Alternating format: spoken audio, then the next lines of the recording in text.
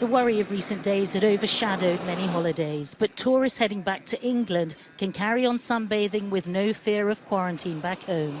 Portugal, for now at least, will remain on the safe travel list.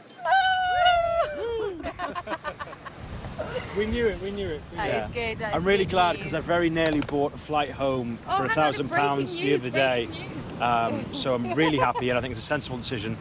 My son and his girlfriend and their cousins are due to fly out at 6:35 tomorrow morning, and we've been stressing about it for the last week, and literally it has made my day. And obviously we was waiting. Got other friends coming out here next week as well, so they're over the moon now that when they arrived they've not got a quarantine. But if you thought the corks would be popping on every table in this restaurant full of UK visitors, you'd be wrong.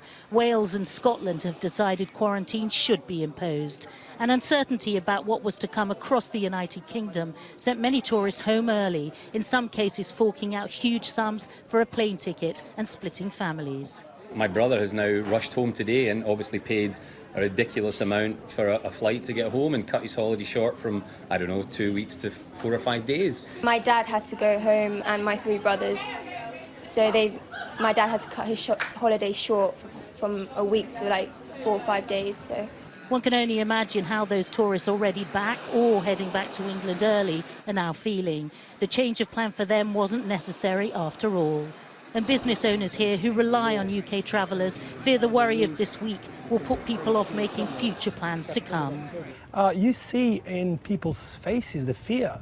The fear is so painful because, you know, from 1 minute to the other you have to pack up your kids and say, kids, you cannot be in the pool anymore. We have to go back home and book very expensive flights from 1 minute to the other.